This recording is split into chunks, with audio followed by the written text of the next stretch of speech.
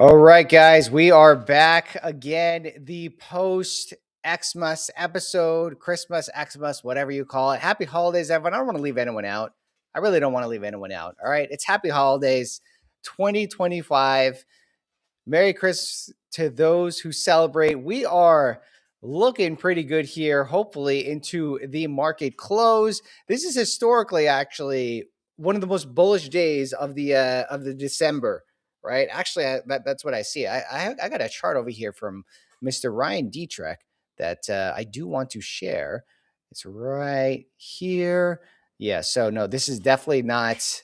This is definitely not the chart that I wanted to share. But I'm keeping an eye on this. I'm keeping an eye on this one. I want to have a green. I want to have a green day today. In order to achieve a green day today on the markets, we need to jump about 4 points on the ES, on the S&P 500 E mini futures.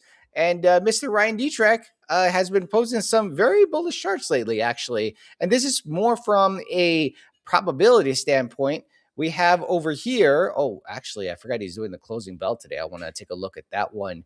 Maybe we could take a look at that one live. But honestly, 8 months of win streaks, bulls keep smiling. I mean, obviously, we've had a phenomenal streak since April. But of course, let's remember, all right, April, we were down as much as 23% from the highs, right? Now, that was an intraday perspective. We did not close below the 20% level on the S&P 500, which would warrant a bear market. But technically speaking, on an intraday basis, we were down 23%. I do remember that day. That day was actually it was a very crappy day for a lot of people in their portfolio. In fact, it was a very crappy couple of months. But those who were buying the dip back then are definitely reaping the benefits over here. So we have over here that's the ultimate win streak, which is an 8-month win streak. And so far, we are still on an 8-month win streak. I believe we are supposed to be closing green this month as well, which would make it a 9-month win streak. Actually, hold on a second here. The current streak's still alive. Yeah. So then it could be 9 months in a few trading days if we do remain green for next few trading days. But, supposedly here, it should be green across the board half the time. So we have specifically 60% of the time we're going to be green for the next month, 3 months, and 6 months, and then a whole year next year. And I would argue that we have a pretty nice setup into 2026 going to next year. I'm actually going to go into some top picks that I am sitting in with very high conviction, very high concentration in my portfolio as far as everything goes for 2026. But look over here. If Santa should fail to call, bears may come to broad and well. So if Santa does not come to town, and that is today. Today is the beginning of the Santa rally. And so far, what I brought up over here earlier is that it does not look like Santa is in town today as of 3:06 p.m. Eastern. All right, we still have 54 minutes for Santa to come through.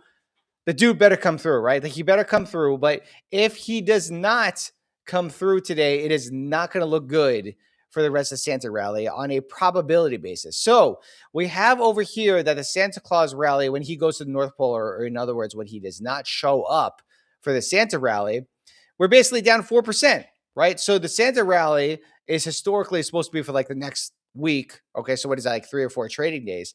If he doesn't show up, then that means that we have a 4% down for the rest of the year from here to where it is today.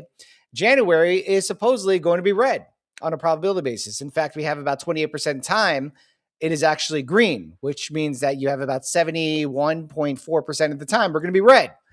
And it isn't red like down 1%. It's red a lot. Okay, we have as much as 6.1% down for January if Santa doesn't show up.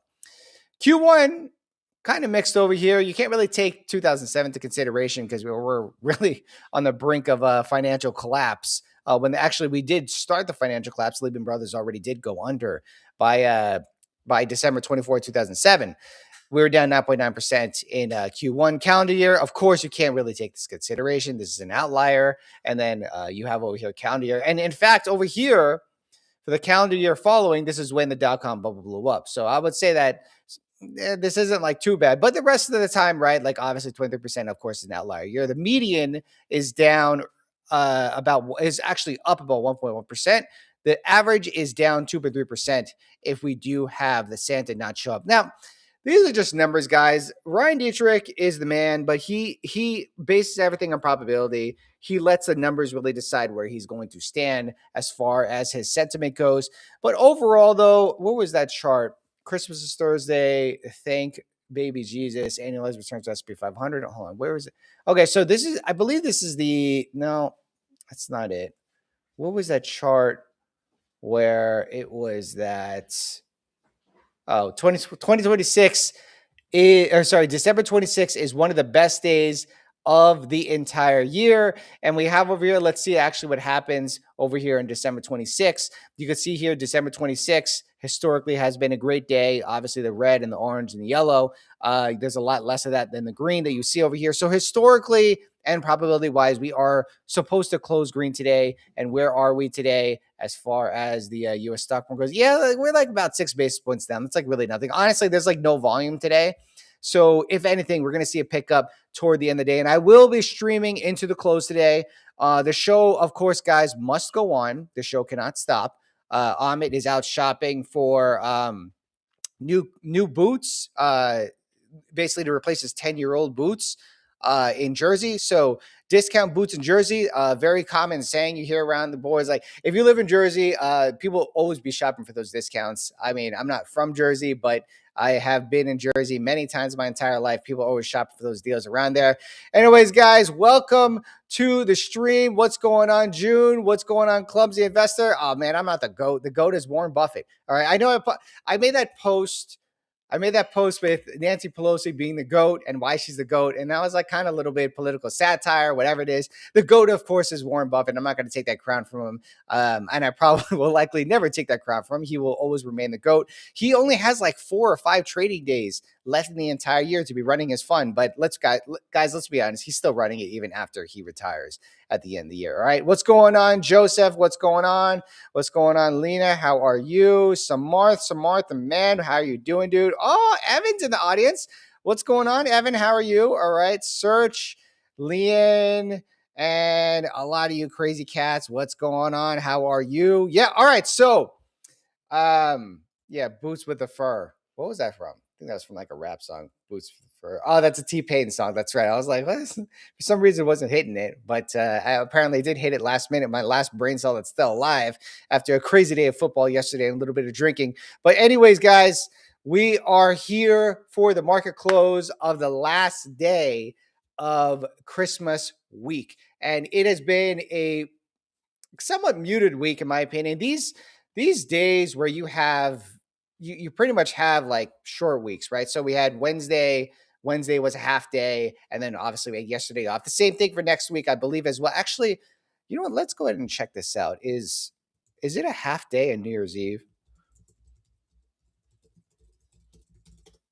New Year's Eve stock market operates. Okay, we have a full day on New Year's Eve. So that's going to be very interesting. We have 4 full trading days next week. So as opposed to this week we had half trading day on Christmas Eve. Next week we have a full trading day. So we have 4 full trading days for all you 5 DTE Cub Scouts out there. You do get that 1 day of theta decay, but you got to be slamming those calls if that's going to be doing toward the end of the year. And the last trading day of the entire year actually does fall on the Friday, which is going to be pretty interesting to see how that really does close out. Yeah, you know what? Actually, I was I don't know.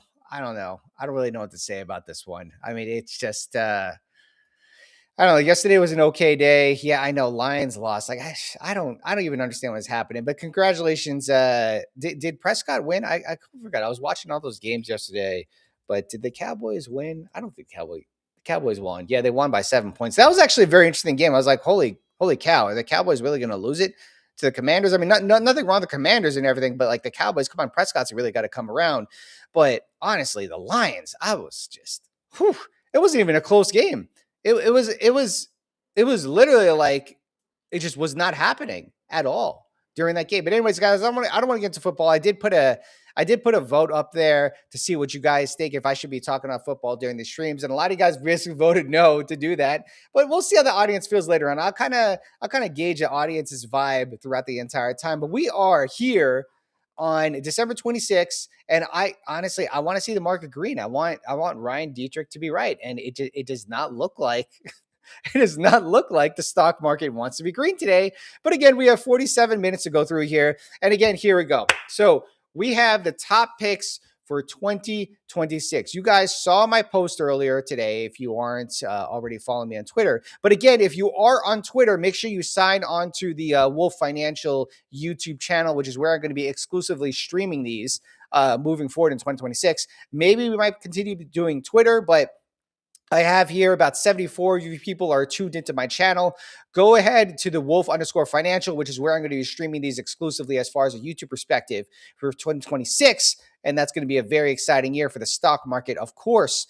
But if you are tuned in on X, you can go ahead and check it out. But you can interact with me. You can interact with a lot of the audience members very actively if you sign on to the YouTube Financial for Wolf Financial. Sorry, sign on to the Wolf Financial. All right, so let's see here. SPY 690. Are we at SPY 690?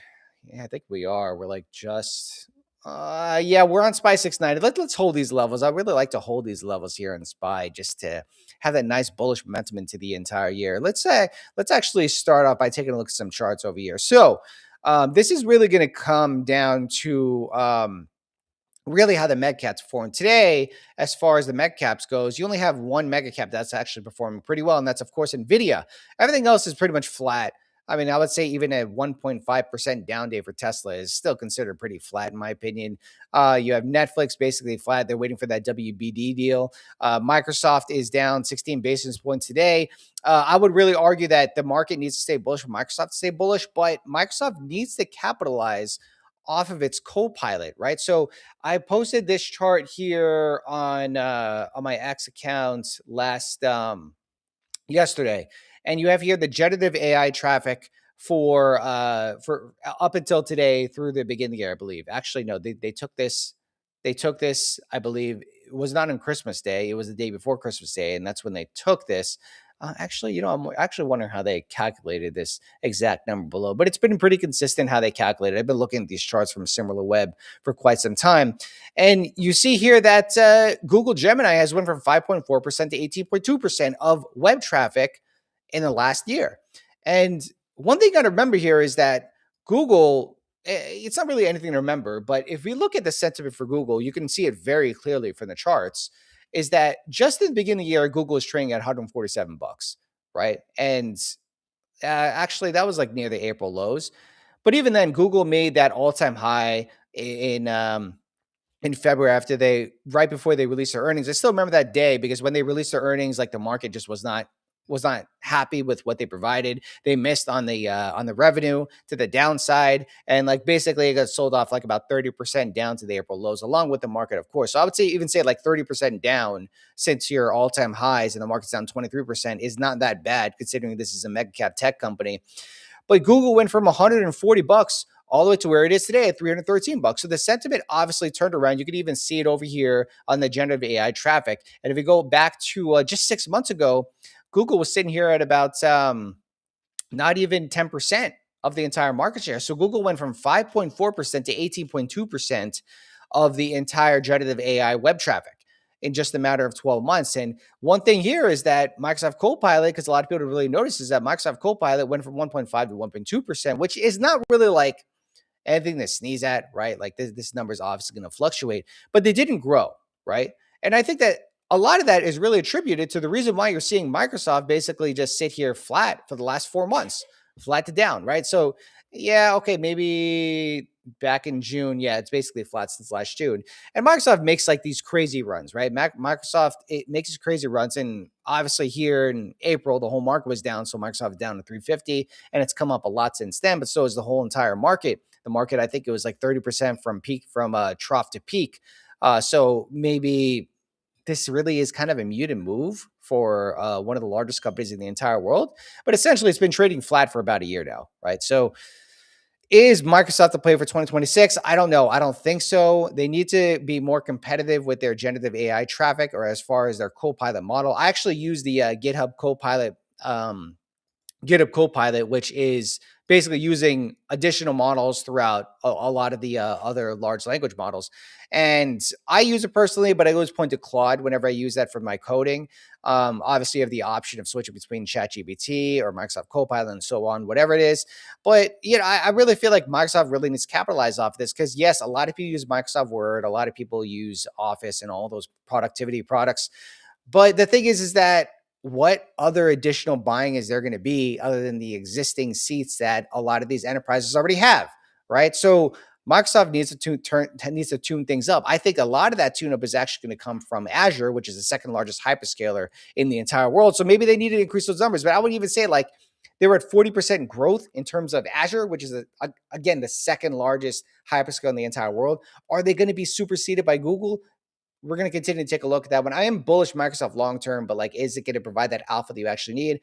I don't think so. My number one top pick for 2026, of course, has to be my largest position in my entire portfolio. A lot of you guys know this. Amazon is almost 20% of my entire portfolio. I think it's like 16, 17%. No leverage on that one. Been holding it for quite some time.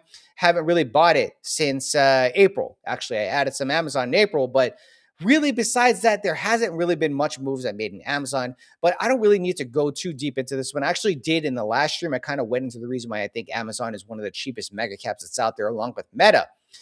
But speaking of Meta, Meta is actually one of my 2026 picks. And the reason why is because let me actually bring up the Consensus Gurus Meta chart. Actually, no, there was it was Gottlieb Meta Q3. Yeah, he actually always breaks it down pretty nicely on his post. So let me bring this one up.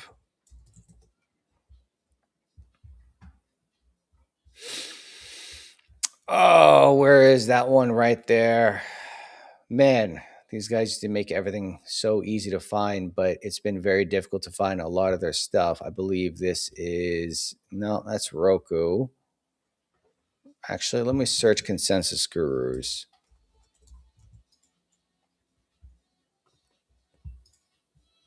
For Meta.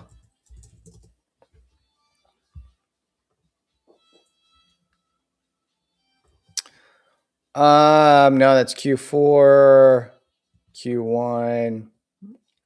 I could have sworn this guy put it up here. How else can I find this?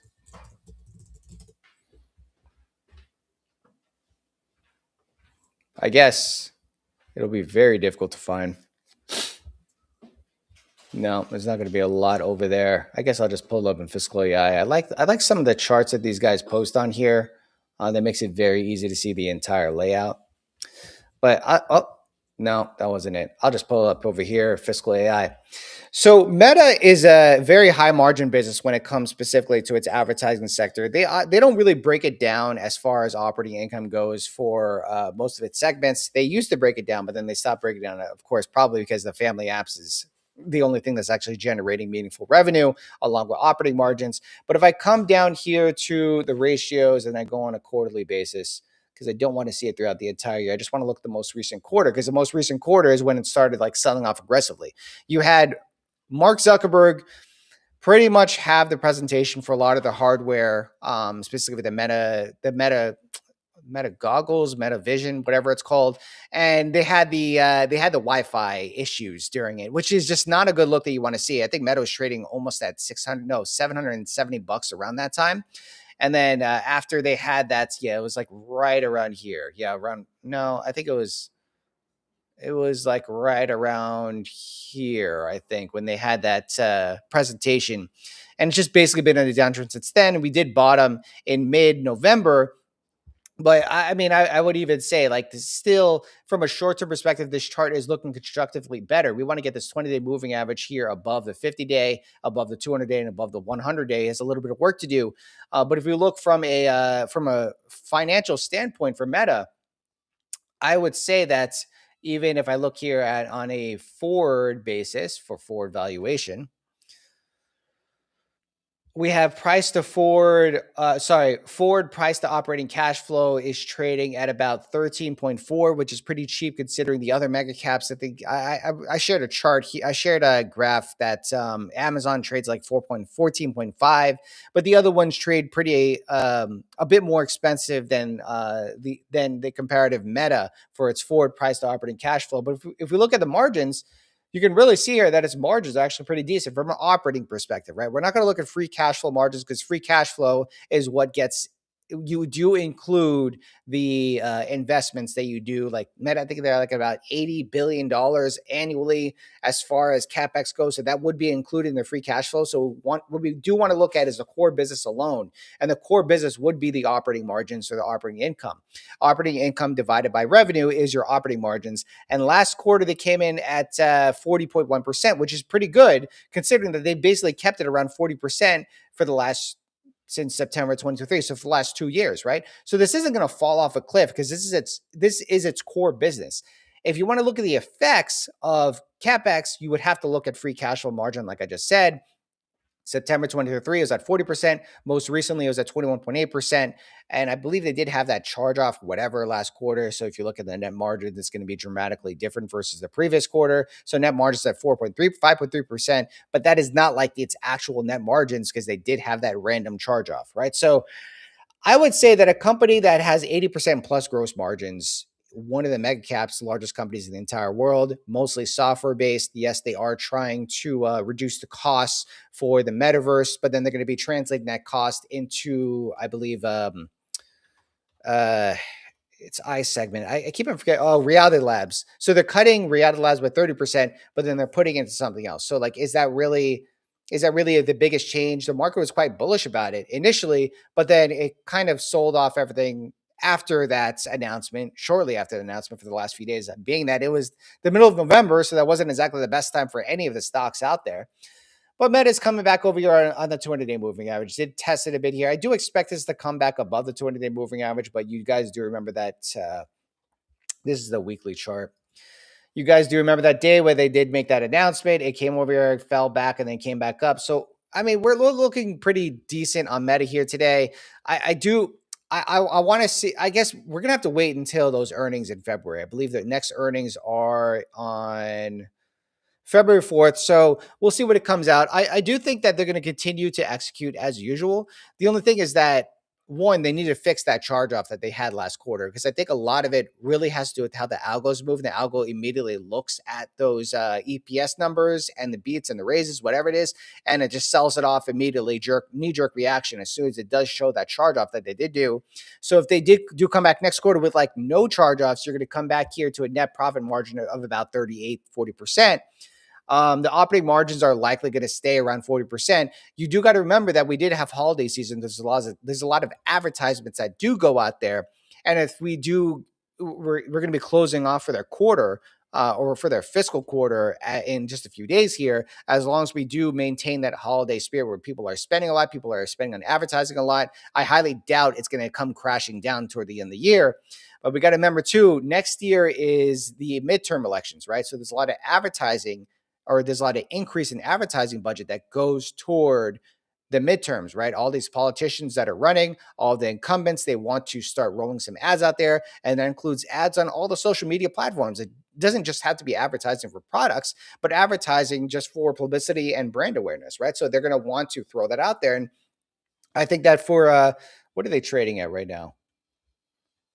They're at a $1.67 trillion company, right? And then their trailing income, or sorry, their trailing revenue is, I think it's about $200 billion, $189 billion. So they're trading at about 10 times price to sales, which is definitely not cheap when you think about certain companies out there. But when you include their profitability in terms of the operating basis, in terms of the net income basis and those margins, this is a pretty decent and attractive valuation for a company like this, right? And they're not just going to fall off a cliff in terms of their growth.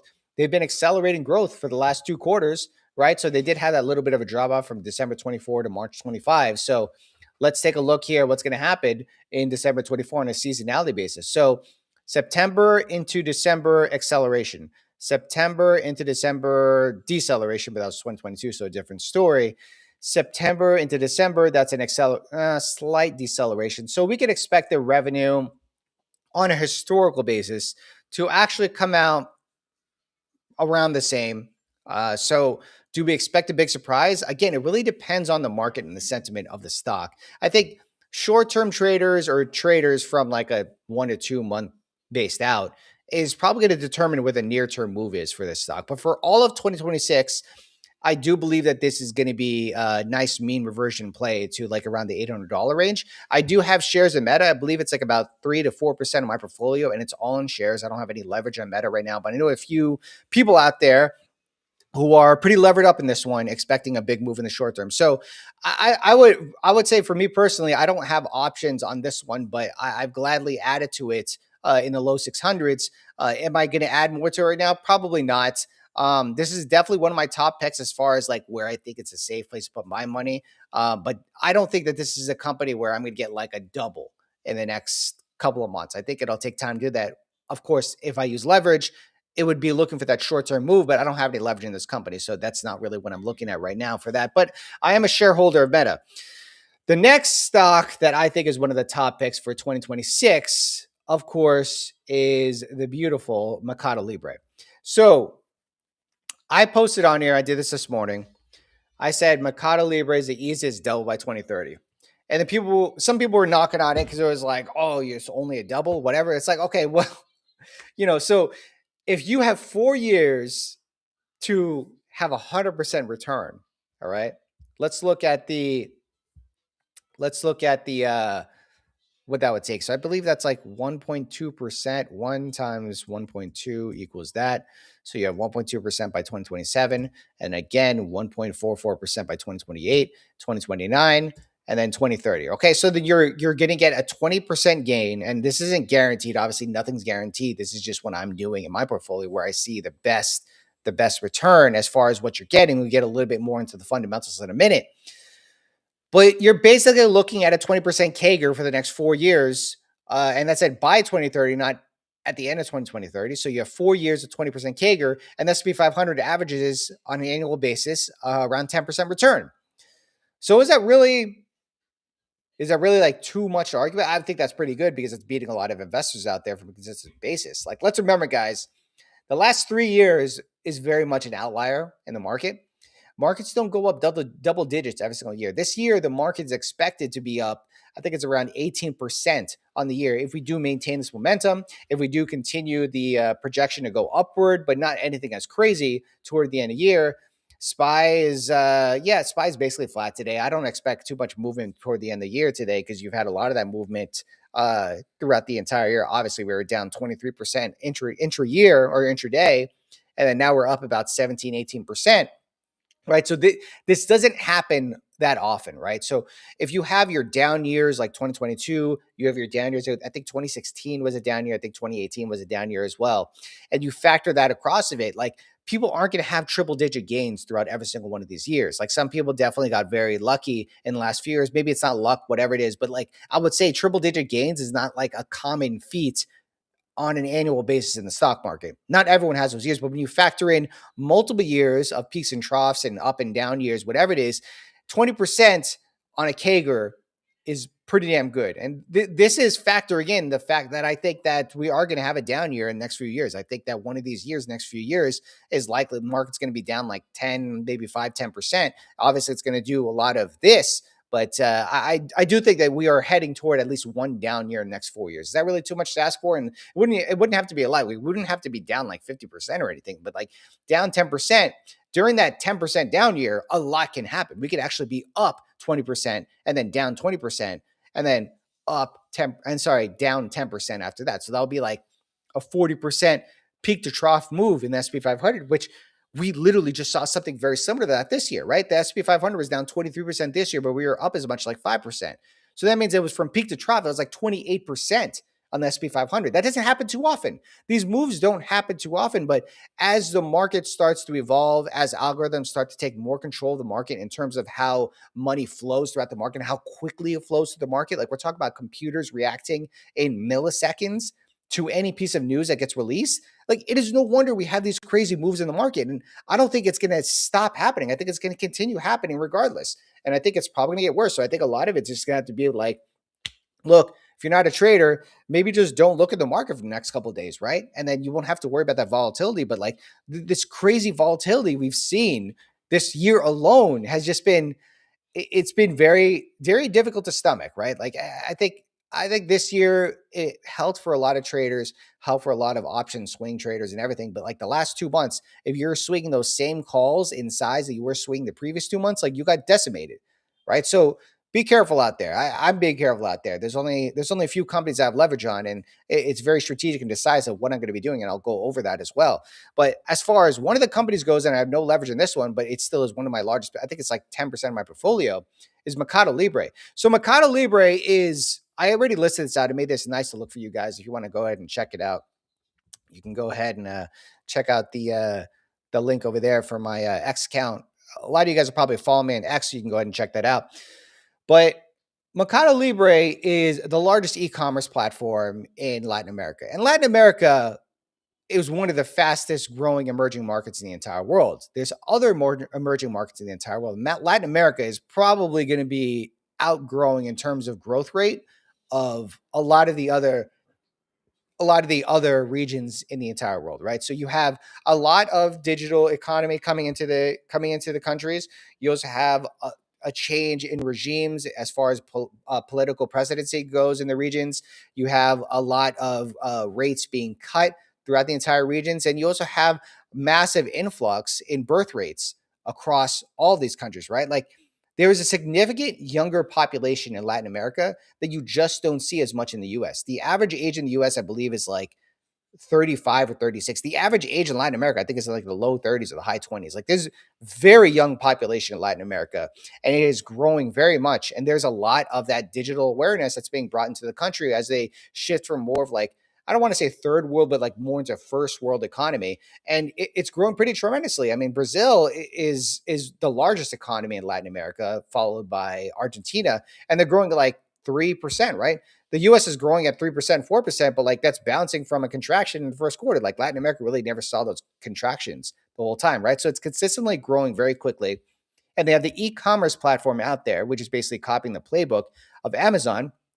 They also have Mercado Pago, which is their fintech arm, and that's really representing a lot of the trades from Square and PayPal. So their entire backend system for Mercado Libre is sitting on Mercado Pago. And initially they were not, the CEO did not want to they did not want to offer services on that financial arm at the beginning. In fact, there was someone in the company that did convince him to do that, similar to how Jassy convinced Jeff Bezos to start AWS or to start marketing or start selling their own infrastructure services.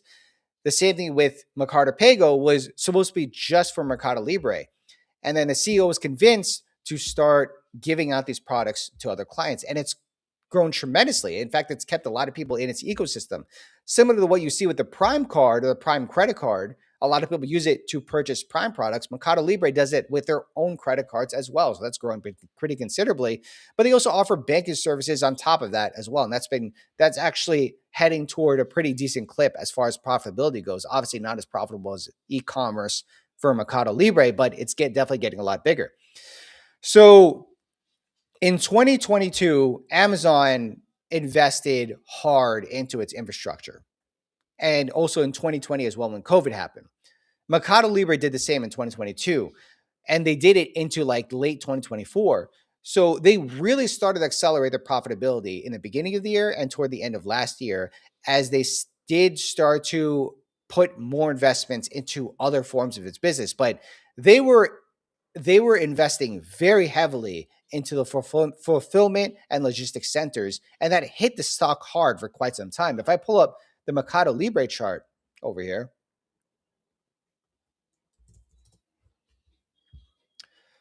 I don't know if you guys remember, there was this trough over here at the end of 2024. We went all the way down to 1700, and that's because when they had their quarter right here, they had this big charge that was put toward logistics and investments. And the company dropped very swiftly after that earnings because people were worried about the profitability standpoint of Mercado Libre. But guess what? They went all the way back up to about $2,600. And yes, now they're trading back down here. But I would argue that, look, these e-commerce businesses, they have a lot of CapEx they need to invest into infrastructure and logistics, right? And these aren't like AI investments where they're constantly investing like 20, 30, 40, 50, 100, $120 billion into CapEx. This is like a one-time expense where they need to like build that backbone. And after that, it's just about maintaining it, right? You do have a little bit of the robotics play here as well, because Mercado Libre is also adopting robots into its entire ecosystem, similar to how Amazon is. Obviously, Amazon is way ahead of it, but Mercado Libre is looking to do the same thing. So you have that as far as logistics goes. And then the last mile delivery, Amazon's doing drones. You can fully expect Mercado Libre to follow that specific playbook as well. So very bullish that sector of it. Advertising layer, very similar to how Meta does it, how Amazon does it, and how Google does it, where they have advertisements embedded in their e-commerce platform along with their not Prime ads, but Mercado Libre streaming ads, right? So it's the same thing that Amazon, these other companies are doing, but Mercado Libre is doing the same thing, but not as many competitors out there as far as that goes. And they're learning from the best, right? Like they're not the first pioneer. They're not the pioneers to do it in this industry. There's obviously been the tech giants that have been doing it for a while, but they're the first ones to be including it in a broad-based ecosystem in Latin America. And that's why I'm very bullish in that segment. Ecosystem retention. I mean, it's basically like once you're in the Mercado Libre ecosystem, or once you're using Amazon, for example, like, are you really going to go to another e-commerce platform out there? I would actually think that in Latin America, there's more competitors when it comes to e-commerce, but Mercado Libre is a dominant factor in there. But Mercado Libre offers additional services within their application and within their ecosystem, similar to how Alibaba does it in China and how Grab does it in Southeast Asia. An emerging market tailwind, I did touch a little bit on this earlier. This is why C Limited is really growing strongly in Southeast Asia, and this is the reason why Nubank is growing in Mexico, Colombia, and Brazil. And they're both looking to expand in Argentina, or at least Mercado Libre is looking to expand in Argentina, and so is Nubank. And then I had this nice, beautiful chart over here that basically shows a representation or a visual representation of the business segments for Mercado Libre across the last 3 years, right? So you have September 22, September 2025. You could see here for e-commerce services, it basically doubled, more than doubled. Commerce product sales basically tripled. Commerce total, this is the sum of both of these, is like 150% growth since 2025. Fintech services more than doubled, and I think this is actually going to double a lot faster. And then credit has seen a significant increase. And then in total for your fintech, you saw that more than double over here. And I think that this trend is going to continue. I think there's a lot of untapped markets in Latin America. And Mercado Libre does, I believe they represent about 23 markets in Latin America, and they're going to continue expanding along those markets that are already expanding on its own. So very bullish Mercado Libre in 2026. Do I think it's going to make a double in 2026? Honestly, I think if the market stays bullish, I think it's going to hit $3,000 probably by 2026. We'll see. I mean, it was just at $2,700, $2,600 after its last quarter, after its previous quarter. So we'll see how that turns out from then. Thank you very much, Mark Thompson, for attending. Appreciate you. Justin, no problem. Right here for you. Lena, Nebius. Yeah, I mean, Nebius is a pretty crazy stock, right? SMCI, Zeta. We're going to talk a little bit about Zeta as well. So I wanted to play a video for you guys because we did have a little bit of that NVIDIA announcement for the Grok deal, the Grok and NVIDIA deal. And I mean, I just want to lay out something for you guys. Right? Like it's not an acquisition. It's a $20 billion partnership where everyone in the company that's partnered with NVIDIA, specifically Grok, is going to work for NVIDIA and work for Jensen Huang. And they're going to be buying all their licenses, they're going to be buying all their products and everything. But it's a $20 billion partnership, not an acquisition, guys. So let's keep that in mind, all right? I mean, like, come on. If it looks like ketchup and smells like ketchup, yeah, let's hear some more details in that one. Striking a $20 billion deal to license technology from the AI chip firm Grok, Grok, Q and hire away some of its top executives. Mackenzie Sigalos has more in today's Tech Check. Mac. Hey, Brian. So NVIDIA's dominance in AI chips is so big that the next moves are about locking in what comes after GPUs. Now, this Grok agreement, it brings over the founder, key leaders, and the company's IP. 3 months ago, Grok raised at a $6.9 billion valuation. So this is close to a 3x premium and by far NVIDIA's largest deal yet. NVIDIA is calling it a licensing agreement, not an acquisition. The cloud business stays independent, but it's the same playbook that Microsoft, Google, and Amazon have used to scoop up AI talent without triggering regulatory reviews. Now, NVIDIA, it is sitting on $60 billion in cash, up from $13 billion 2 years ago, so they can afford to pay up. And in fact, they have been looking for places to park that cash. So the real question is, why use it for a company that just slashed its 2025 revenue projections by 75%? And the answer comes down to chip design. Grok's chips keep data closer to the compute on the processor itself rather than shuttling it to separate memory chips. NVIDIA's GPUs rely heavily on high bandwidth memory, a supply chain controlled by just a handful of firms. So this deal could ease that bottleneck while helping NVIDIA design cheaper, more power-efficient server chips for running AI applications. But there's also another way to read this. Gil Loria from D.A. Davidson told me that this looks like an entirely defensive deal. NVIDIA wanted to make sure that technology that could challenge its lead didn't end up in the hands of Broadcom or AMD. NVIDIA controls roughly 90% of the AI chip market and faces antitrust scrutiny in the EU, UK, and China. So this lets them add capabilities while avoiding the M&A spotlight. And it eliminates one of the few credible competitors trying to chip away at its dominance in running inference workloads. Guys? Mac, that's exactly where I was going to go with you. Are there other competitors to Grok with a Q in this marketplace? Could we see more M&A or more exotic deal making, if you will, in light of this? Well, we know that Intel is looking to make an acquisition on that front as it beefs up its chip program. And what's so fascinating about this deal in particular is the fact that the Grok CEO and founder, Jonathan Ross, isn't just any founder. He helped build Google's TPU, which has become NVIDIA's most credible competition. Google's stock, that's up 65% this year, and the TPU is a big part of that story and why it's been landing these major deals with Anthropic and Meta. And now the guy who designed that architecture is going to NVIDIA. Do TPUs kill GPUs? TPUs are essentially Google's alternative to GPUs, yes. And so they are cheaper to run. Google has been pretty quiet about what the price point is here, but we have seen a lot of people start to pivot to Google Cloud, and because the TPU has such a good reputation out here in Silicon Valley, also on the street. All right, Mackenzie Sigalos, thank you. Welcome to a special edition of Bloomberg Technology.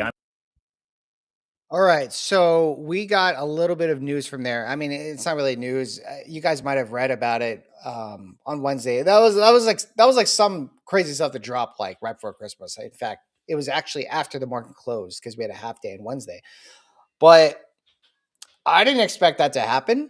So as they're going on through there, like, what is Grok? Grok is basically the supplier of chips. In fact, the founder of Grok was one of the creators of the TPUs for Google. So this is more of like a hardware play, in my opinion, toward the chip market. But let's remember, so NVIDIA creates chips. All right, obviously that's where they make a lot of their money. They create GPUs. But these are like general compute GPUs, right? So if you think of like, what's a good example here? So there's specific services that these GPUs can like direct toward running certain processes, and that those will be ASICs, application-specific integration circuits.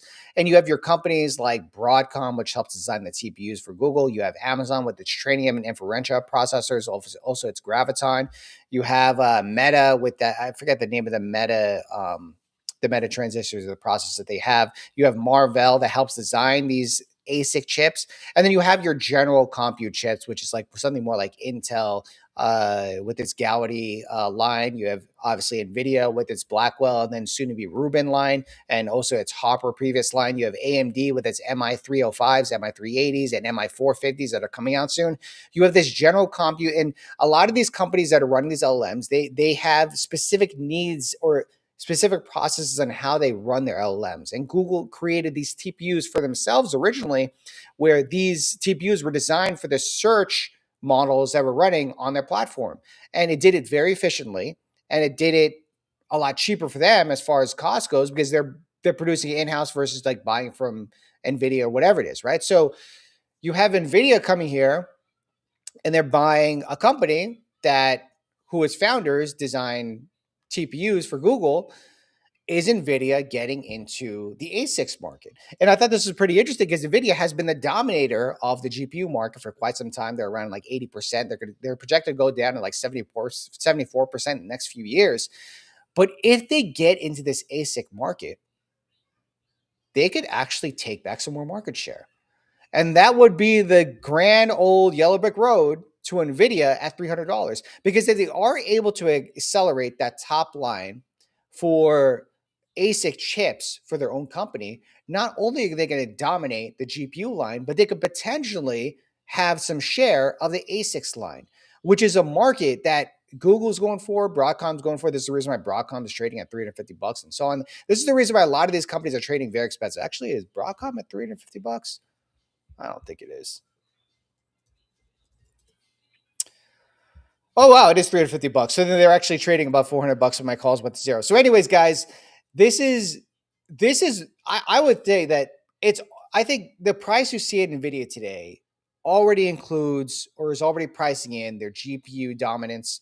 I would say it already includes part of their China revenue acceleration, but it isn't technically accounted for. But I think the market sees that happening, and it's going to happen. They're going to continue to sell chips to China. And I think that the market's kind of trying to front run that a little bit. But the real bullishness for NVIDIA that's going to bring it back to $200 in the next few months, and the reason why you see it up about 1.5% today, is because they are getting into the ASICs market. They're going to become a competitor of Google, Amazon, and all these other companies, Microsoft's accelerators, whatever it is. They're going to be a competitor to these companies in the ASICs market. And that's something it never did before. They're already competing with Broadcom as far as its NVLink, as far as its networking segment. They're already competing with a lot of these companies with, that's like slipping on top of my head, with its entire software ecosystem that brings everything together. And now they're going to be competing with ASICs. So, like, wouldn't that be interesting if NVIDIA reaccelerates its revenue from the ASIC standpoint? And I would even argue that we're in the beginning cycle of the personal computing market, which is where it's NVIDIA GPU for gaming. Its gaming segment's going to come back. In fact, that's been coming back for a while. They have an autonomous driving market. They have a lot of things going for them. I mean, I would say that as far as a forward price to earnings go, NVIDIA is actually trading as one of the cheapest mega caps that are out there. For me personally, I have a lot of other stocks that I'm invested in, and it's not NVIDIA. I used to own NVIDIA, but I sold it, and I ended up buying like Astera Labs and whatever. Like I think there's other plays to go for it, but if you're like someone more like a buy and hold, or if I were to be someone more of a buy and hold, NVIDIA is actually trading at a pretty attractive valuation. Hold on, I just wanted to see something real quick here. Yeah, I'm trying to see if I can get Steve on here, so we'll see what happens with that. But is Sam Ahmed standing? No, I'm not your Ahmed. And you know who replaces Ahmed? Ahmed replaces Ahmed. I'm not your Ahmed stand-in. But, I mean, the show must go on, of course. We'd like to get some of these guys on here today. We'll see what happens. Do you foresee a stock with Mercado Libre? This is actually pretty interesting because I would think that they would have had a split by now. Remember, Amazon didn't have it split until it was $3,000. So if they kind of hold off on it for a little bit, I wouldn't be surprised about that one. This probably is not the best time for a company to do a split when it's on a downtrend. Let me actually bring up the Mercado Libre chart over here. Yeah, so Mercado Libre is trading at, I think it's still $2,000, right? Yeah, Mercado Libre is trading $2,000. The chart is not looking so great at all. And this isn't really the best time to do a split because splits are supposed to be bullish for stocks, but splits are more bullish for stocks as the stock's going up, not as it's coming down per se. So we'll see what happens to that one. I mean, will it matter? It's not going to matter to me if they do a split. It just means I own more Mercado Libre. But I think that if they do a split, then that means that there is a lot more options players in the market, which is going to increase the volatility of the stock. But right now, there's not too many people that are trading. There are not too many people that are trading Mercado Libre as far as options goes in the short term, most because those options are just very expensive. What is my opinion of SMCI? I don't know, man. Like this is a trader stock in my opinion. I don't think I would invest in SMCI for the long term, mostly because it's just the market that they're in. They're in they're in a server building market, right? And that's like very low margins. It's like 15-20%. So you need a lot of volume. And if any hint you really get of these data centers not getting built out at this ridiculous scale that we've been seeing, it's going to hit this market, right? So would I buy SMC? No, I'm not going to buy SMCI here. In fact, actually, it's pretty interesting now because you're seeing a lot of small caps being sold off today, down 57 basis points. BMR obviously is one of them. Hood is one of them. Lemonade is one of them. Amcor is one of them. Lemonade actually is not my 2026 pick. It was my 2025 one. I don't want to say I fully divested from Lemonade, but I have sold some Lemonade to get into some of my other holdings, which I'll go over in a minute. But that being said, all 146 of you people tuning into here to my live stream, really appreciate you guys. Tune into the Wolf_Financial YouTube channel.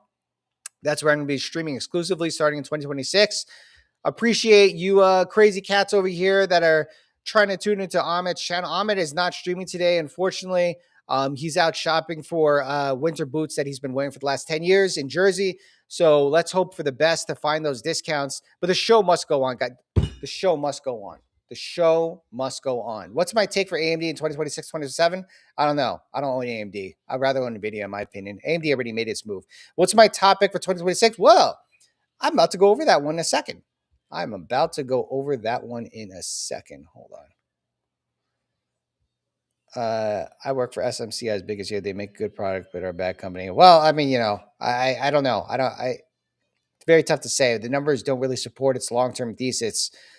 We'll continue to see what happens to that one. When your gang, Sam? I don't know. When my gang? Everyone's either working or everyone is hanging out, right? So I already picked a few of the guys, see if they want to join up. We'll see. Nebius is looking cheap. I mean, it really depends on which model you're looking at, right? So if you're looking at like Nebius at a multi-billion-dollar ARR, yeah, it's certainly cheap.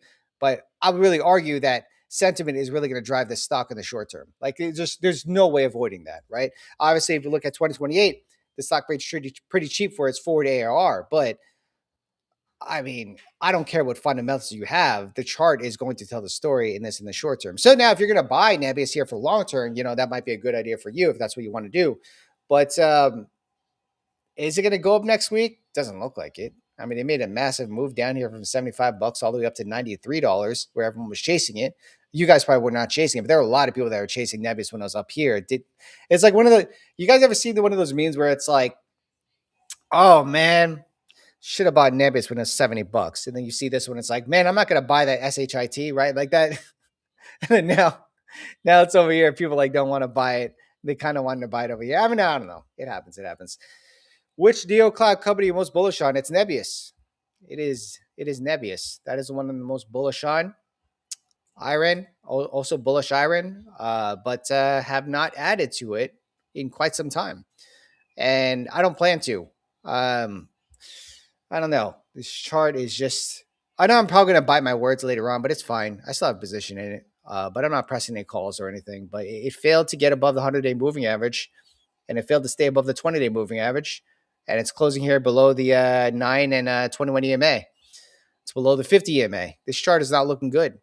If you ask me where this chart is going in the short term, well, I don't know when the short term is, but like its next target, it needs to get above this 100-day moving average. Otherwise, you're looking at about $26 or whatever the 200-day moving average is going to be later. So we'll see with that one, guys. I mean, I wouldn't try to press calls into a lot of stuff, especially toward the end of the year. I think a lot of things have made their move toward the end of the year. I think there's a lot of fund managers that are just chilling. I don't know for a fact, but I think a lot of fund managers, based on the volume I'm seeing in the markets, are just hanging out for the rest of the year and just calling it a year, right? So, nope, that's true. They're planning to dilute about $1 billion in 2026. So I wouldn't expect, any crazy run up toward the end of the year, especially. Any swing trade ideas, Sam? No, I don't have any swing trades on right now. I cut almost all my swing trades a couple weeks ago. Of course, it was not good time when I cut them, but like a lot of the stocks that I was swing trading for that, trading at about the same level they're at right now. And that means that theta would have eaten it into it by now. And yeah, just kind of sitting on some positions. I'm going to continue onto the show now, but man, I need a drink. Whew. I know it does this all the time. All right, guys. So let's dive into my top picks on a smaller mid cap scale for 2026. I'm gonna have to do it. All right, guys. This is one of my top picks for 2026. Not my top pick, but one of my top picks for 2026. It is Zeta. All right. It is Zeta. And I really hate the fact that like the stock has made a massive run in the last week. It's like I'm putting this out there. Like I'm not telling people to buy the top at all. The time to buy Zeta was in the 17s. You had that opportunity a couple days ago, and we're no longer there anymore. Would I buy Zeta here? It depends on my time frame. I already built out my entire position in Zeta, so I'm not buying anywhere here. This is like 10% of my portfolio, which is pretty wild to think about. But I have a lot of calls in it, so the calls are pretty considerably, so it's grown pretty massively. But I've also been selling a lot of positions to my portfolio because I wanted to. It's I probably should have done this a long time ago, but be that may, you can't really get all the timing right. This year was actually a pretty good year for me considerably. I don't think I'm gonna have triple digit growth this year. We'll see, but I've really honed things down to concentrate in my portfolio into like 10, 13 holdings max, right? And I would say there's only 4 positions I have that are leveraged. And actually maybe less than that. I think maybe only 3. No, 4. I have 4 positions that are leveraged. And I'll go over all of them right now. And Zeta is one of my top picks for 2026. And the reason why is because one, the company still trades pretty cheap than where it should be trading at. I'm not saying it should be trading at a $50 price target today, but I would say that it was a very attractive valuation with $17, considering more than a few things. You added its financials, which are really good because they always beat top and bottom, almost raised guidance, 16 out of 17 quarters. On top of that, you have a company that's in advertising, which is doing really good this year, but they're not specifically in advertising, they're in marketing. So it is sensitive to recessions because when recessions happen, companies cut marketing budget quickly. Holy cow, the market just closed. This is the reason why I'm not like as good as the OG Ahmed with a lot of this stuff, because the market just closed. I didn't even realize it just closed. Where's SP 500? Man. Now we're going to close green the day. We did not. I guess maybe that's kind of a bullish setup. We'll see. Zeta's up 8.5% today. Rocket Lab's down 8.5%, but like it's still up. It's still up 80% in the last couple of weeks. So, I mean, Lambo today, Matt. Lambo today, yacht tomorrow. That's for you. That's your motto. Let me know if you want to come on, Matt. Anyways, Zeta, like I mentioned, it's got the marketing budget. So like, I'm not going to be blind with a lot of these marketing companies like AppLovin, Reddit, TTD, which has seen some considerable downfall lately.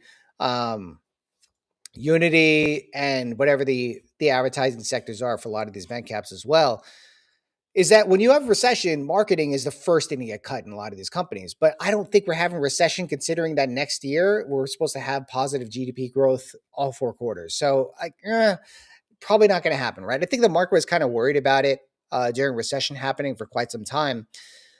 But even if we look at this from a technical perspective for the chart for Zeta, it's above all the moving averages. It's above all of the exponential moving averages. It is really trading at like near its yearly highs. No, I take it back. It wasn't. Oh, wow. The stock was all the way at. Good Lord. Who was invested in Zeta during this time? That is brutal. Wow. Zeta was as much as $37. What? I have to admit, like when I I look at a lot of fundamentals when I invest in a company for like a longer term play, but like I didn't even realize how quick this went down. Everyone's saying in the chat if you were invested in Zeta when this massive fall happened. Like, and what happened? What happened here? I don't know. What happened? November of 2024. What was the market doing November 2024? It didn't really do anything. Wow. Maybe something to do with the presidential election. Anyways, guys, they have more than a few things going for them. Let's actually take a look at the fundamentals here. Wealthmatica actually did have an interview with the CEO of Zeta recently, so go ahead and check that out. Shout out to Wealthmatica. If we look at the growth rate for Zeta, it's not crazy growth, right? Like the company, actually, is this right? Oh, that's last 12 months. I was like, wait, 35%? Yeah, 25.7% last quarter. Decelerated from 35.4% the previous quarter. You know what? Hold on a second.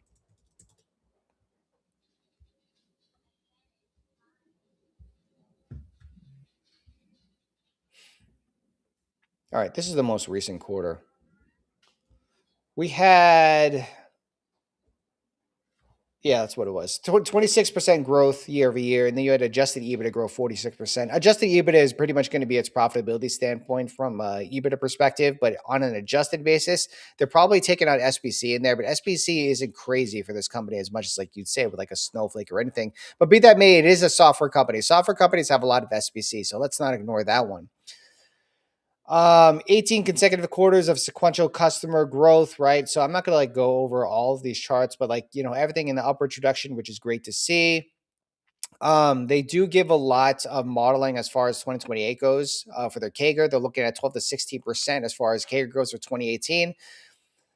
This is for their annual revenue per acquired customer, right? So this number goes up, it means that they make more per customer. And the fact that it's growing 12 to 16% by 2028 is still really good because that's going to contribute more to the top line. You also got to remember they're going to have more clients by 2028. So even though this is only 12 to 16%, you're still going to get a lot more growth beyond that because of the fact that the company is still growing its clientele as well. Yeah, I had court cases. Okay. I might have read about that one lately. All right. So what else is there on this earning? This is obviously not going to be the bull case for it, but just going over some numbers. I'm more of a numbers guy when it comes to investing, so I want to see the numbers look good in my favor. Secular theme is definitely something I look for beyond that, but numbers is really what separates it from a lot of its competitors and really gives it a lot of its valuations. All right. So scaled customer ARPU. All right. Yeah, they're showing that number, whatever. Okay. So their revenue, the revenue is actually very well diverse. And the reason why this is important is because it's not, the more diverse they are from revenue, as far as where revenue comes from or the source of revenue comes from, it means that they're less prone to any recession risk if we do have recession. Obviously in marketing, that's the first thing they'd hit. But the fact that they're diversified, they are focused more on consumer and retail, which does make you want to have a bullish economy in order for the retailers and the consumers the retail customers to be able to buy more of the advertising and marketing that they do through Zeta. Because if GDP is slowing down or if consumption is slowing down, then it's going to hurt those companies. They're going to spend less on marketing because they have a tighter budget and so on. Like it really is all like, think about like how things kind of affect each other in the economy. Like if you have a booming economy, marketing is likely the biggest growth upon that, because if you have a lot of consumption happening in the economy, you're going to have a lot of companies out there that are like, I want to put my name out there for the brand awareness and all the advertising my own products out there. So I'm going to pay whatever I need to pay to get more of that client growth, right? And a lot of them go to Zeta. And the thing is that Zeta isn't just focused on small businesses. They're focused on a lot of enterprise, right? So enterprise contracts are probably the most important when it comes to Zeta, because those are the largest contracts and those are the longer lasting contracts where they buy like 5-year contracts from Zeta, or they sign a 5-year contract from Zeta to be able to lock in that rate, and they stay a customer for those 5 years. And that's really important too, because as these customers start hearing from referrals of other customers that are using Zeta, like recommending the product and so on, it's kind of a flywheel effect, right? Like you keep the retention of your existing customers, and you grow beyond that because they start recommending your platform to other people as well. 2028 revenue target is at $2.1 billion, which implies a 20% CAGR. Now, this is really good because right now, they're actually the estimate for fiscal year 2026. Okay, so they have one more quarter for the rest of the year. Their estimate for the end of the year is $1.275 billion, and they're targeting $2.1 billion. The thing is that their EBITDA is actually targeted to be at a higher growth rate than revenue, which is what you want to see. That means that the company is heading more toward profitability. I'll bring up Fiscal Day AI in a second, but this is one of those companies where like they're inflecting on that profitability, kind of like what SoFi did with Palantir did and so on.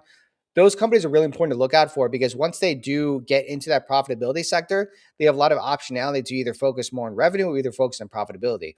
The risk that comes with a lot of these companies is that you don't want them to get back into being unprofitable again, because if they do, then like the market's just going to sell it off. But I don't think that's going to happen with Zeta unless we get a recession, which I don't think we're happening in 2026. Free cash flow, they are free cash flow positive already, which is really good to see. They're targeting $340 million in terms of free cash flow, which is about, I think that's about 17 to 18% free cash flow margins, which is really good to see.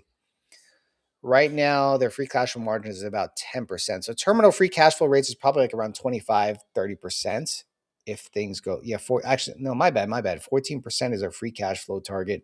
Right now, they're estimating you got 12%. 14 is the end of 2026. 16 is the end of 2028, which is really good. Adjusted EBITDA margin is supposed to expand by about 4%, which is really good to see. Yeah, the 20% growth model. RPU is supposed to grow, which is good. All right, so the guidance is the one that I wanted to point out because let's remember, this is from their most recent earnings. They did have a new press release that showed that they re-raised their guidance from what we saw last quarter, right? So their fiscal year 2025 guidance came in at 1275, about 27% year-over-year growth. So they had, I probably already went over this before. They increased their guidance following the completion of the Marigold acquisition. So they re-raised their guidance by about $10 to $15 million. But we need to remember that this company always beats its top and bottom line, and even its guidance. They always do triple beats every single quarter. So you can expect this number to come up actually higher in the next quarter that comes. So I think the next quarter, they released the last earnings, I think in the end of November. Yeah, so we're probably going to get the next earnings in late January. No, early February is the next earnings. So that's going to be very exciting to see. Hold on. All right. Oh, wow. This guy's been pretty active. Oh, look at that. 57, now it's 10%. That's good to see. As the revenue increases, the stock-based compensation remains at 190 million, decreasing. Yeah, see, that's always really important to see. This was kind of like the bear case with Snowflake, where it's revenue, where its stock-based compensation was increasing as a percentage of revenue. But when you start to see that inflection as it comes down, it also comes really good. Yeah, their customers are on the SP 100, which is really good. Sticky business model, sticky subscription model. Yep. No, that's definitely important. I mean, this is, I don't want to say this is the reason why Monday.com is falling, but Monday.com, a lot of their clients are small businesses, right? And the stock's just been in a massive downtrend. Now, great company, right? But when a lot of your revenue is concentrated in small businesses, then you're very prone to the volatility of the economy, right? But if you have a concentration in enterprises, not so bad, right? You're able to sustain the higher revenue, the higher prices and everything, because you're going to have these enterprises constantly sign up with you all the time, renewing their contracts, right? And that's the reason why CRM, maybe not the greatest chart that you see here, but that's the reason why they're able to sustain their margins, because they have a lot of large clients, right? So a lot of what I invest in has a lot of large client exposure. That goes with Adobe, and that goes with On Semiconductor, that goes with Path, right? A lot of these companies have large clients. All I think it's actually going to be earlier than that.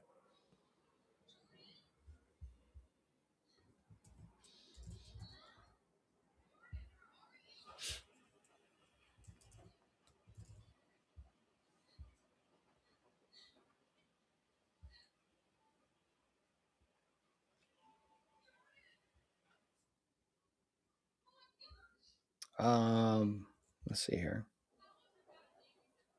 Doesn't say. It's probably going to be February 2nd. It's about 3 months after, 4 times a year. February 19. All right, we'll see. I mean, a few days difference. Not really a big deal. Clearly, nothing's happening in January. All right, so that is one of my top picks for 2026. Let's get into some content here. I was waiting for Ryan Dietrich's appearance.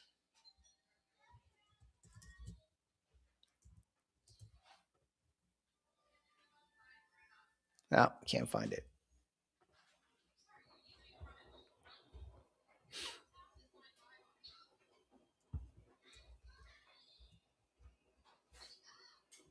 Oh man, you didn't post it. I don't know. I like this guy. He gets me very bullish. I mean, it's not going to matter in the long run, like bullish or not. Like if the chart goes down, the chart goes down. But I like the fact that he's mostly in numbers. Numbers is always a good thing to look at. All right, next stock that I'm bullish on for 2026 is on semiconductors. So a lot of people have not heard of this stock, right? And it doesn't really get much love. It's not like your flashy semiconductor company. It's not like your flashy software company like Google or Meta. It's not a flashy company. It's not even a small company either. It's a $22 billion market cap. The thing is that this one is they don't build chips for graphical processing units or GPUs. They build power chips, right? These chips specifically tell how much power to displace along the entire server. And the reason why this is important is because their largest clients are in the on the automotive sector, right? So on Semi IR, I'll give you guys a visual representation of this. This is the most recent earnings. And let's see here. Yeah, so just a high level view. We push innovation to create intelligent power and sensing technologies that solve most challenging customer problems. Our employees are inspired to go above and beyond, whatever. Where is that?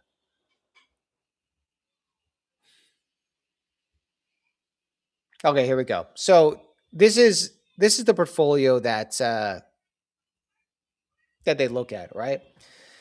So this is all based upon the TAM, right? This isn't how much money they're earning as far as today. Like they're not earning $44 billion a year at a $22 billion market cap, but this is what they're targeting, right? So the energy infrastructure is the one a lot of people hear about: battery, EVs, and so on. Sorry, not EVs, battery and storage, right?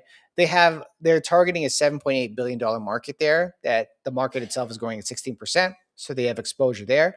Charging, not so much in charging. It's mostly in the EVs, right? So they are targeting about 25%. They are already in this industry, so they're continuing to grow there. AI data center, right? So they build the power chips that are embedded in servers that basically tell how much power to include in some of these processors or how to displace the power in these processors. That comes a lot with the GaN technology or gallium nitride technology, and one of their newest technologies is the vertical GaN or vertical gallium nitride, which basically displaces all of the power like through each circuit in the chips versus like across downward, right? So I'm not an engineer, but apparently it's one of the leading products that are out there when I looked at certain data points, and they are not the leader in it when it comes to like enterprise with Tesla. That would be SiTime or SITM. But they do license some products to Tesla as well. Advanced safety also comes with the EVs as well, factory automation. So they have a little bit of the robotics in there as well, something like Amazon or GXO, whatever it is. So the biggest parts about this earnings presentation, this is a little bit of a visual representation. Obviously, if you have EVs, you're going to need a lot more chips in there, and this is where they come in, right? Power delivery in the AI data center. This was a little bit of what I was talking about. with their technology. Blah, blah, blah. Okay, I don't want to bore you guys. Okay, like I done hours and hours and hours of researching this. I'm not going to sit over here and regurgitate all of that to you guys. I just want to look at the numbers here because that's the most interesting one. So 2024, they came in at $7 billion of revenue, right? They expect a CAGR of 10 to 12% by 2027, gross margin 53%. So their current gross margin for ON Semiconductor isn't exactly the most attractive, right?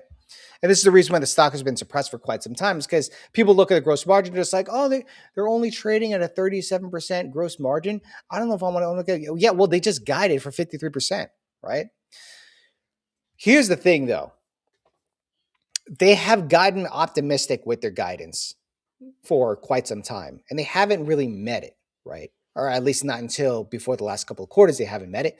But they've done pretty good at meeting the last couple of quarters, and I think it's actually going to inflect and move higher there. But I think this is the thing when you look at this chart, right? Something's not happening here. It's not. You look at this chart, a stock doesn't just sell off like this over the course of 3 years because like they think they want to invest in Nvidia. It sells off like this because there's a distrust in management. There's a disjoint connection between fundamentals and like what management says they're going to do and what they actually do. But I would argue is that the bar is set pretty low for a stock like this. In fact, it was set pretty low when it was trading at $47, and now it's sitting over here near its recent highs, and likely going to move higher with the market. This stock is one of the few stocks that basically pulls back pretty dramatically. Their gross margins are expected to expand around 53%, and then they're going to reduce their operating expenses by 4%, and their operating margins are going to expand, right? So their CapEx is pretty much going to stay flat as far as growth rate goes. It's still going to grow, but it's looking to actually slow down a little bit, which is good to see. And the free cash flow is going to expand. The interesting part about this, because when they released their earnings, they had the approved budget of $3 billion for buybacks, and they've been doing buybacks for a while. They approved a $6 billion buyback, which at the time was 1/3 of its market cap. So now that's about 1/4 of his market cap, which is still pretty good. You're buying back 1/4 of your market cap. That's a really good thing to hear as far as buybacks goes. The guide for next quarter is $1.4 billion. All right. Give me 1 second, guys. So as of last quarter, they decelerated revenue. Okay, so Q3, $1.5 billion. Revenue decelerated last quarter by 12%. If we look at $1.722 billion, their next quarter is going to be a decelerating quarter. Okay? Why would you want to invest in a company that's decelerating revenue? Makes no sense, right? Next quarter is going to be their last quarter of deceleration. Now, why is that? Because Q1 2025, which is going to be the comparison for the quarter after the next one, came in at $1.44 billion. Okay, like you see over here, $1.44 billion, right? Next quarter is going to be decelerating quarter, but I think it's going to be technically, next quarter is not decelerating. Next quarter is going to be a contraction quarter. So if you think of revenue is the first derivative, and then you have rate, which is the second derivative, and then the third derivative is acceleration of the growth, right? Or you know, is that I think that's second derivative, right? So derivatives go by 0, 1, 2. So the second derivative is going to be the rate of acceleration. And they're actually going to accelerate next quarter. Still going to be contracting, but going to accelerate next quarter, because you see here that in December 2024 for that quarter, it was 1.722. You see over here that they're projecting to have 148. So they're probably going to beat this because they usually get around the upper end of this one. So if I do 1722 was the previous one divided by 155, we're coming in at about 11%.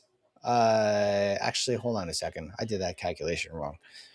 158 divided by 177. Okay, so we come in at about 11%, less than 11% contraction, which is better than the previous quarter because previous quarter is 12%. So you have acceleration, but then they're guiding for 10 to 12% CAGR through 2027. So you have 2026. Okay, so you have Q1, Q2, Q3, Q4 of 2026. You have 8 more quarters, right? And they're going to be at a CAGR of 10 and 12%.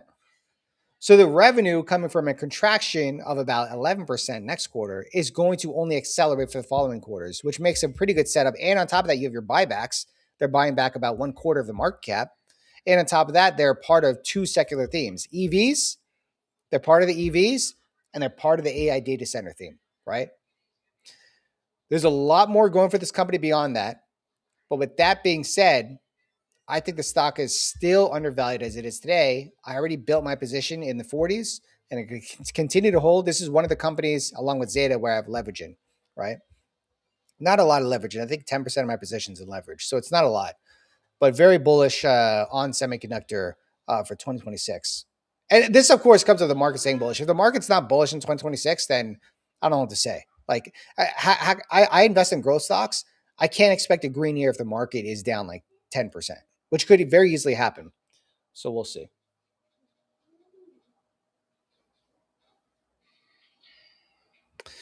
All right. Let's see here real quick. Not sure if let's talk about the Fed policy for 2026.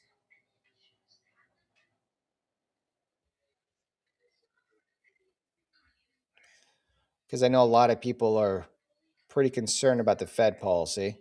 So let's go ahead and play a clip from CNBC. Quite a bit as we approach 2026 is the... Hold on. I want to make sure I'm sharing that sound. I am. Good. idea that 2026 will be the year, almost halfway through it, where we get a new Fed chair, new leadership in that position. What exactly does that have significance towards with regard to not just the rate trajectory, but the overall macro backdrop that the Fed's going to have to navigate in those 2 halves of the year? So here's how I think about the new Fed chair. At the margin, a dovish Fed chair will mean at the margin, maybe another rate cut. I do not see at the margin, I do not see a new Fed chair coming in and basically doing the president's bidding and bringing rates down to 1% or 2% or some number like that. I just don't see that happening, no matter who it is. And the reason, Dom, is because, as you know, the Fed chair has a vote. The Fed chair, I don't know, herds the cats, corrals the cows, whatever you want to call it. But they only have one vote at the end of the day. And so a Fed chair who's going to take rates, so-called, off the reservation is not going to have the committee with them. And that's why some people are suggesting that the best choice for President Trump is somebody like Chris Waller, believe it or not. And the reason is because he has the best chance of really bringing the committee with him toward a more dovish stance because he's part of the system now. Now, that may not be something that sits well with the president, who wants somebody who's going to try to drive down rates. But if the result of that is to create resistance on the committee, then I don't think the president gets what he's after. Just how much, Steve, just how much is the inflation story going to be one that percolates in 2026? We know it's taken a bit of a backseat in the last 4 to 5 months to a seemingly weakening on the relative basis jobs market. Does inflation become more of a threat in 2026 than it has been in 2025? That's an excellent question, and let me answer it from the position of perfect ignorance. And I'll tell you why, Dom. Because we don't know what the inflation numbers are. We had those reports, and they widely agreed from the New York Fed to most investment banks that those numbers were distorted to the downside because of some technical reasons inside of them that had to do with the missing month and some blanks that were filled in, not for political reasons, but that's just because of the way they did it. There might have been other ways they could have done it that were better and smarter and perhaps acknowledged it publicly before it happens. But in any event, we don't know what the inflation numbers are. We're not sure what they're going to be. So it is a major wild card. And if those numbers end up being worse than expected, for example, if more of the tariffs end up being passed along inside the goods sector and there's spillover into the service sector, that's going to be another major limiting factor for the Fed. If they come down, though, if you think this through, let's say inflation does come back down to 2%. I don't think that changes very meaningfully the neutral rate or the Fed's need to get down much below neutral, which is where we started the conversation, 3%. So I think there's upside to rates if inflation is worse, but I don't think there's much downside to rates if inflation comes in and starts to behave as expected or hoped for by the Federal Reserve. All right, asymmetric, it seems like. Steve Leisman, thank you very much for being here with us. We'll see you again soon. Have a nice weekend, Pleasure. sir. All right, Jim, Steve brings up a number of... All right, so you have Jim Cramer on here?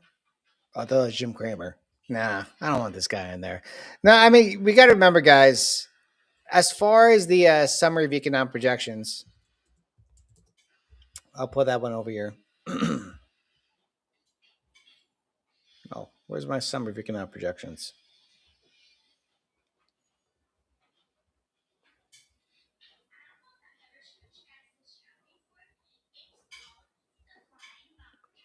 Most recent meeting was December. Here we go. All right, guys. I'm going to break this down for you in a minute. But first, let's look at the Fed funds policy. The Fed funds rates. I'll pull that up right here. All right, so for the next meeting, the Fed is expected to keep rates flat by 80%, right? Or 80% chance that the Fed is not going to cut rates. If we look at December 2026, so this is like the end of next year, we're looking at about two cuts, a 31.6% chance of two cuts. We're also looking at greater than 50% chance of getting at least two cuts next year. I think we're probably going to get 3 or 4 cuts next year, to be honest. We're probably going to see a little bit of an uptick more in unemployment. But I do think inflation is going to curb down even more. It's been in a massive downturn. We saw the last CPI report come in like way below what the market expected, which is really good to see. And I think that will give the Fed more room to cut. Along with that, we might be having is it Kevin Hassett? I always keep Kevin Hassett. I was Steve Hassett, Kevin Hassett. I don't know. We might be having him as the Fed chair, which is the highest probability out of all of them. And he is very dovish, right? So you're going to have a good setup for 2026. So things are looking good for 2026. We even saw in like the most previous one, we need like certain factors that we need certain stars to align in order for things to kind of curve over to the downside as far as rates goes. If you're just tuning in, I didn't mean downside as a market, I meant downside in terms of the rates. We need more things to happen, but we're in QE right now, or not QE right now, whatever you want, whatever the Fed wants to call it. About $40 billion a month that just started last Monday, right? And that's going to continue to happen for a while. In fact, that's probably going to accelerate it to continue to buy more bonds off the open market as we start to see the Treasury have to issue more bonds, right? So the Fed has to be there to buy the bonds if the Treasury is issuing more bonds, which they're going to have to refill its TGA by the end of January, right? We're going to have that debt ceiling vote again, which is obviously going to be extended. But the thing is that there needs to be a buyer on the other side of that, a guaranteed buyer on the other side of that. And it's not the market. The market doesn't want to buy these bonds because you could see that TLT or the 20-year has not been doing too well lately. In fact, it's been selling off, which means that the bond market isn't so quick to be buying long-term bonds, but the Fed has to be there to do it. So in my opinion, this is one of the reasons why the Fed needs to be buying bonds, because of the fact that they don't want the long bonds to drop down. As the long bonds drop down, that means the rates go up too high. And that means that people or big companies get killed in terms of their bond. And then that also means that the debt for the US also gets killed as well. And they also have to cover the Japanese purchasing these bonds and China's purchasing these bonds, because Japan's no longer going to be buying bonds anymore. They're going to be raising rates. So they're not going to be looking to include more, increase their balance sheet. Oh, man, dude. I thought we were going to get a bullish market close. All right, we'll see. So anyways, let me pull up. I was actually sharing the wrong chart, but it's all good.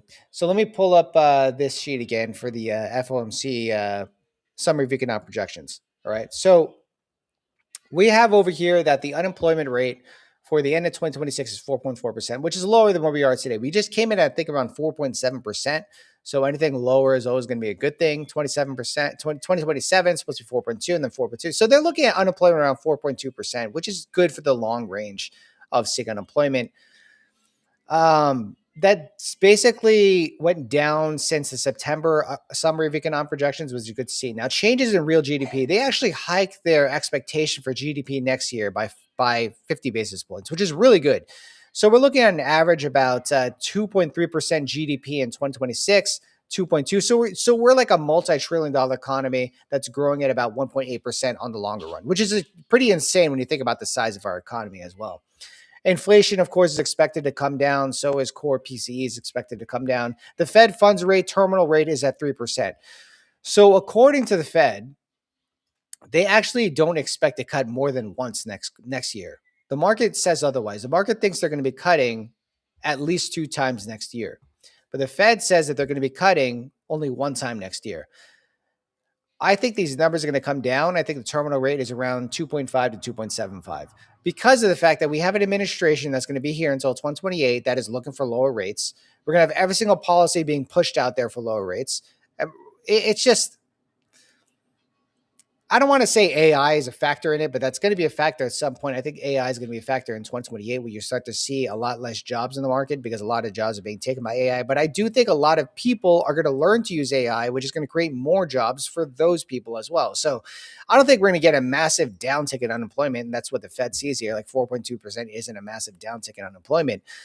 I do think, though, we're going to start to see the effects from it really soon, likely not in 2026, but in 2027. And that's where you're going to start to see the return to profitability for a lot of these companies that are using AI in terms of their workflow processes start to come to fruition and returning that value toward the bottom line. I think it's going to start happening in 2027, 2028.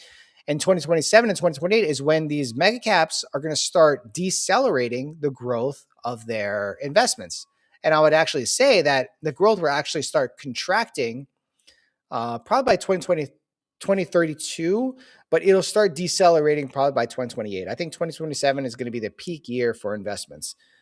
Until then, we'll see what happens. But I do think it's a pretty bullish and dovish setup for the first half of next year.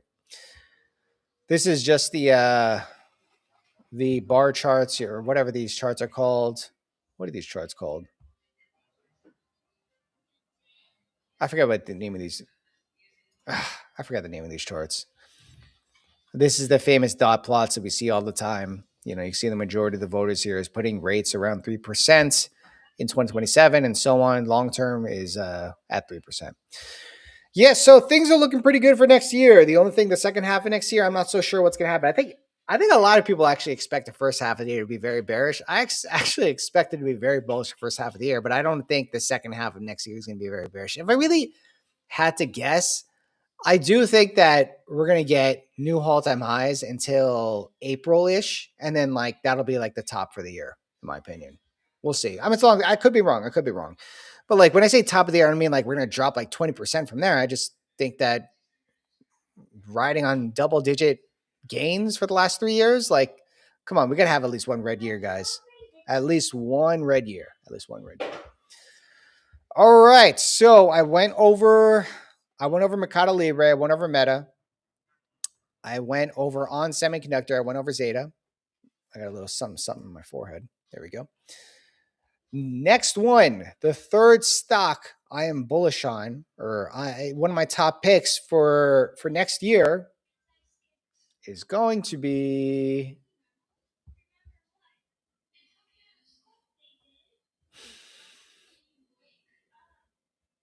right here. Boom. Zeta. Zeta. Path. UiPath. I am bullish UiPath coming into 2026. And why am I bullish UiPath? Well, we just had a crazy quarter with UiPath.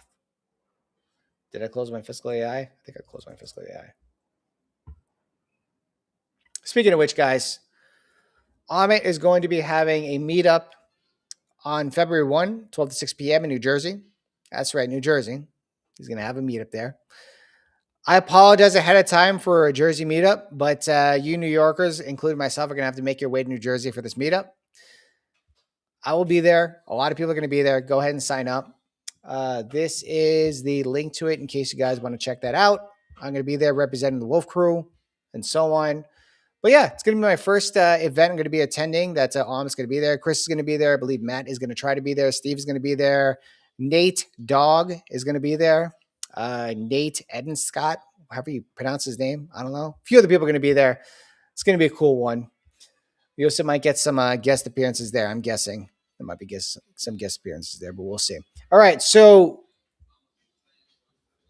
Path is a stock that I'm bullish on in 2026. Now I'm only bullish on it in 2026. All right. Zeta, I'm bullish on a little bit longer than 2026, unless it reaches my price targets and I'll start trimming. But Path, I'm bullish on, and this is more of a mean reversion play. And the reason why is because the stock has just been sold off like hand over fist for quite some time since it had its highs, right? We're coming back up here, but I don't think this is going to be an easy leg up. I think it's going to take some time. But it was trading as much as like $27 before its fall for the infamous quarter that it had here. And then before that, of course, 2021, when everything was going balls to the wall bullish, it was like around $91. I don't expect to go to $91. That's crazy. At least not right now. So 1 second here. I just want to pull up something real quick.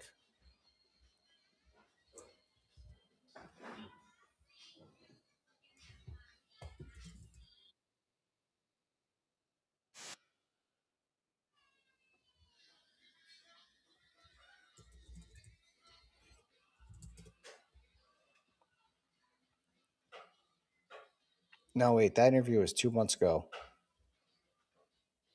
Oh, I thought that was the most recent interview with the CEO. I want to develop a clip from it.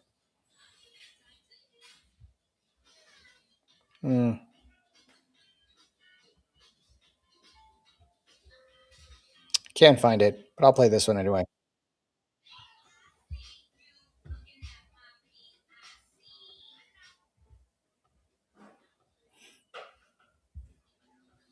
Break down how these partnerships are driving growth for his company is UiPath co-founder and CEO Daniel Dines.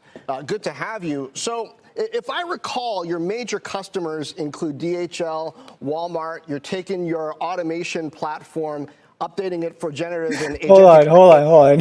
I said Nate Dogg. I wasn't referring to the late and great Nate Dogg. Yeah, he passed away, I think, right? Yeah, no, he passed away in 2011. Guy's a boss, man. Guy's a boss. All right. No, not him. It's Nate. It's Nate. This guy. The Palantir winner. One of the Palantir winners. A lot of you guys are Palantir winners. All right. AI, with the questions out there about the stability of AI demand and this infrastructure push, it seems like your customers are the sweet spot that should be seeing huge agentic demand to run their businesses. So what are you seeing? Yeah, we have a lot of experience into automating business processes that are transactional in nature.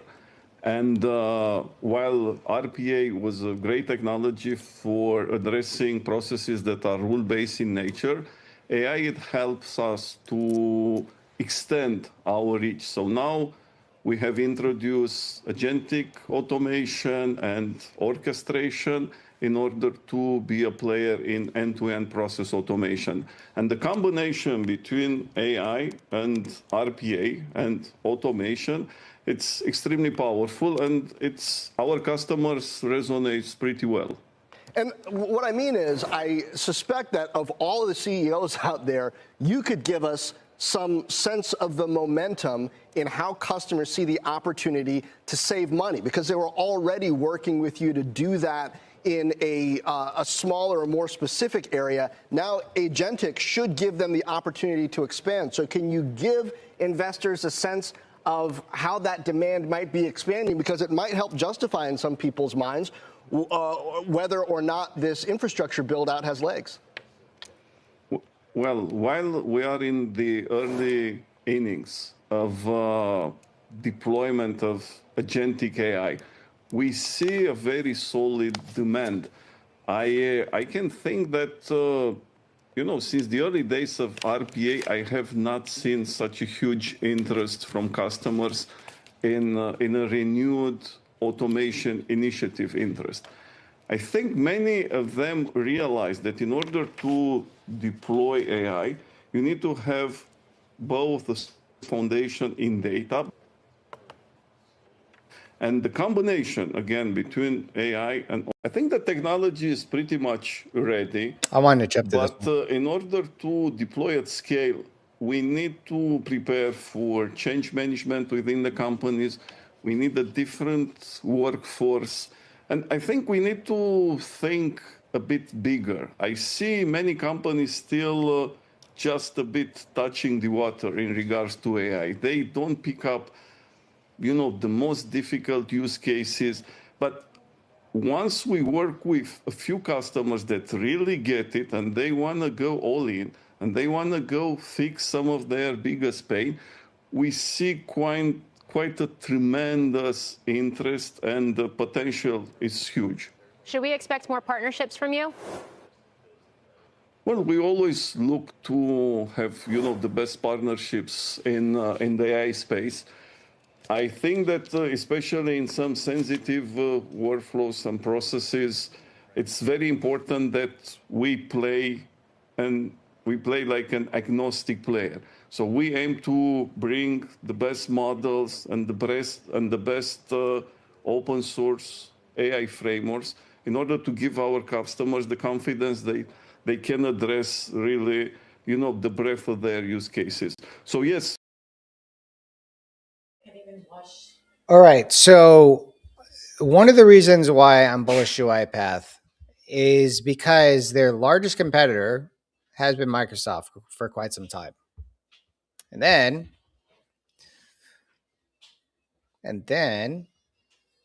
they partnered with them. They partnered with Microsoft. So it is actually in Microsoft's best interest to, I think this is the thing. What Microsoft does is that they either build their own product and consume that whole market, or they partner with them and basically take most of the cake from there, right? In this case, there obviously is a lot in the market as far as robotic processing automation, but also in agentic AI build out, right? So you have a lot of companies that are trying to build their own AI agents within the ecosystem. They're using UiPath to be able to do that. While Microsoft wanted to have a large leg of that, so now they partner with them. They're able to have conjoined effort in building that entire ecosystem out. Now, the reason why I don't think this is like anything beyond maybe a mean reversion play for me. So I see UiPath maybe getting like $40 at some point. But after that, I'm going to scale my position back, is because this is a highly commoditized sector, right? Agentic AI, robotic processing automation, as far as building out these agents, almost every company is trying to do it, and they're all trying to save money doing it. The thing is that when you have a stock that's suppressed very strongly, had its third profitable quarter for the first time in its entire existence, and it's about to have its first profitable quarter in the time of it's in the entirety of its existence, it provides an opportunity, and that's where UiPath have been long since $14 really comes in. Now we had a little bit of a pullback recently, but I do think that it might come back. Or at least I do think it's going to go to like $40-50 by 2026 and in 2026. So we'll see. I am levered up in this position. I don't want to get too deep into it because I do actually have to sign off soon. But yeah, this is one of the stocks. Now the last one that I'm bullish on is, of course. Oh wow, wasn't seeing the right window. Is of course Amcor. Been bullish this one since the $30. Obviously, Stock Talk's been in it since like $23. But after doing my research on it, this is probably one of the easiest wins that I could see happening in the next couple of years, especially when you see the chip build out happening in the US, the onshoring thing. This goes along with the ON Semiconductor. ON Semiconductor is one of the fewest power chip makers in the US that has its profitability profile. But Amcor is probably one of the biggest leaders in this entire sector when it comes to packaging and testing for chips, right? So you have all the silicon that you build out from TSM and everything, and then you have the companies that actually put everything together, which is going to be Amcor, right?